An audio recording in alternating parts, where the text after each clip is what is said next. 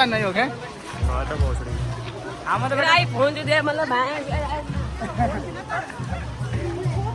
iPhone यामध्ये घालते ना बी